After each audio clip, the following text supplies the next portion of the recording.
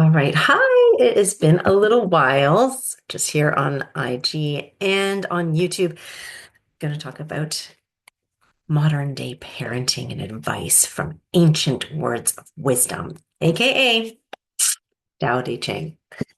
Today we are reading poem 32.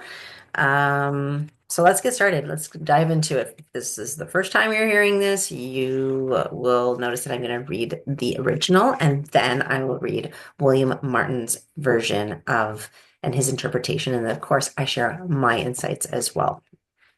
All right. Chapter 32 or poem 32. The Tao is nameless and immutable. Although it may seem insignificant, nothing in the world can contain it. If a ruler sticks to his principles, his people will willingly follow him.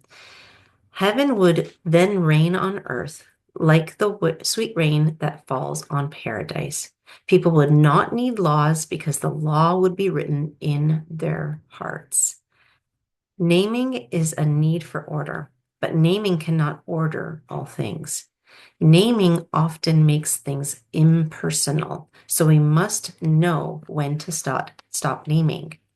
Knowing when to stop naming can avoid the pitfall it represents. All things end in the Tao, as well as the smallest streams and the most plentiful rivers flow through the valleys to the sea. Hmm. Let's see how William makes this about parenting. Obviously, I can see some similarities, but let's dive into his, and then we'll talk about how it's real life applicable. Uh, Poem 2 is named, funny enough, Rules Do Not Give Life. Ooh, rules do not give life.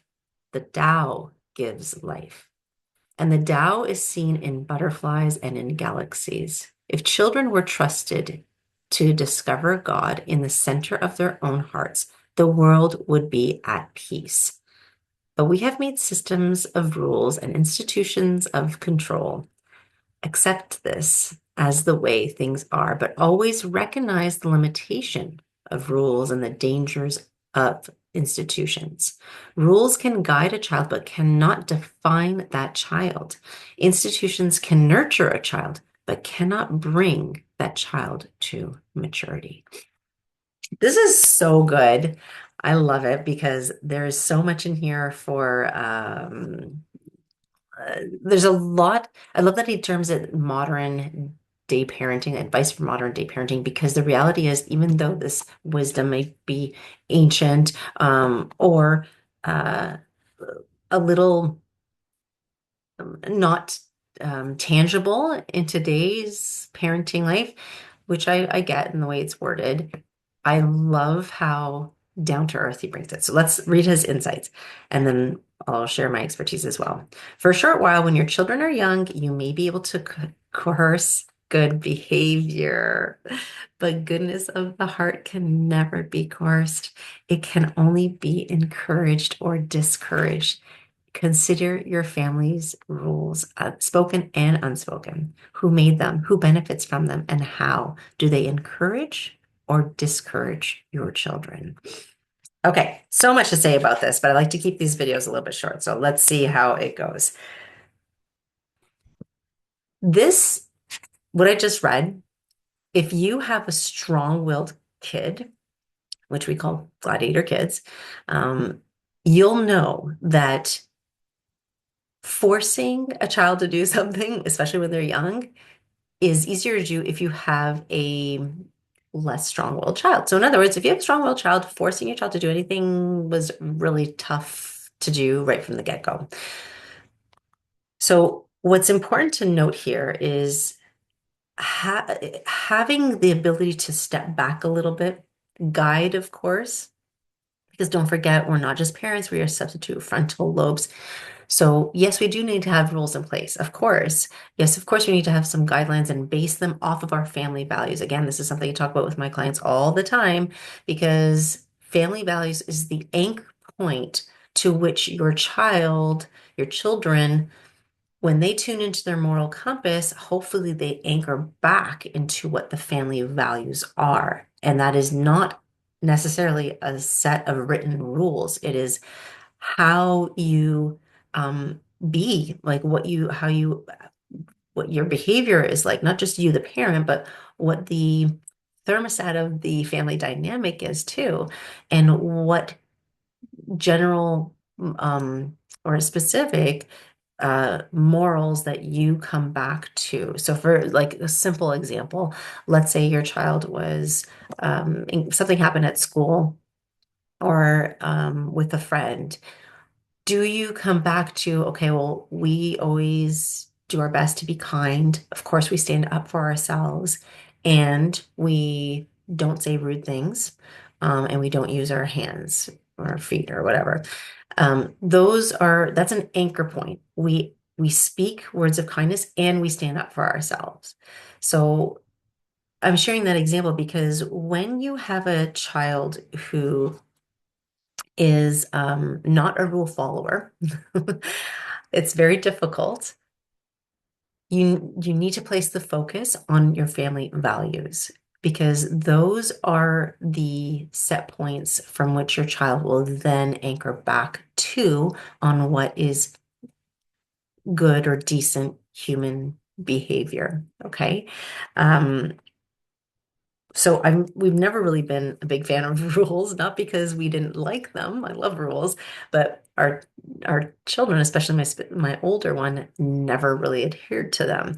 So really had to re- recalibrate and have family values instead and make those the anchor points. And the thing with the family values, it's a work in progress for your child to learn and get and start to live by.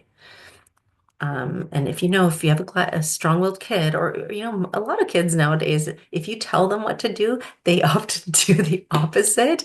And if you have that kind of kid, and this is why I love the connected parenting methodology, doing things, parenting and guiding in a very counterintuitive way is the best way to guide these kind of kids because they don't like rules.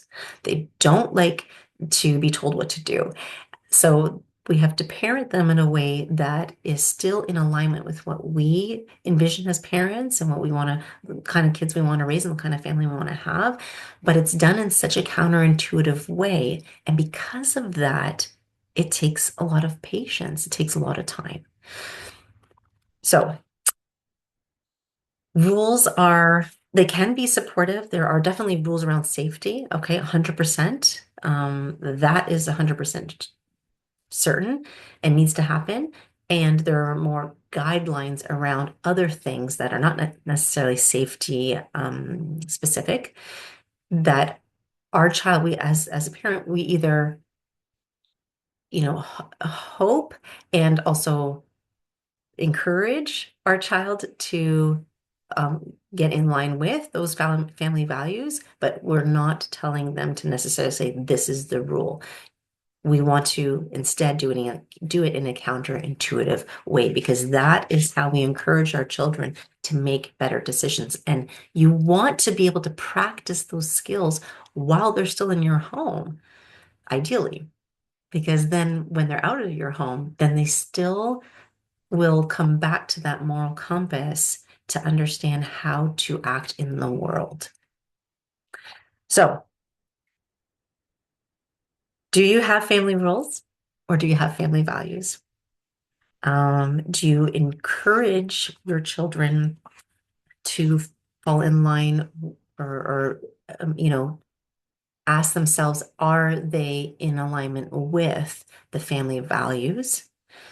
And do you have the patience to practice that skill over and over and over again? Because for some kids, it takes a long time. But trust me when I say it comes together. They do hear, it will come together. And I always say this with my clients, the more you persist, okay, that your child needs to do X, Y, Z. If you have a strong-willed child, you'll know that that child will resist. That ends up being a lot of this. So when we are able to let go a little bit, our child is able to grow. When we step back, they can step into, and this is where messages of confidence and competence comes into play in order to help create a positive, self-fulfilling prophecy for our kids. I know that was a lot. And I really hope that you got something that resonated well with you. And if you have any questions, always you're welcome to book a free connection call with me because parenting can be complex and it can be tough. And with some guidance and support, there it can go a long way to really help create the family life you've always envisioned. So hope that was helpful. Have a great, great day, and I'll see you next time. Take care for now.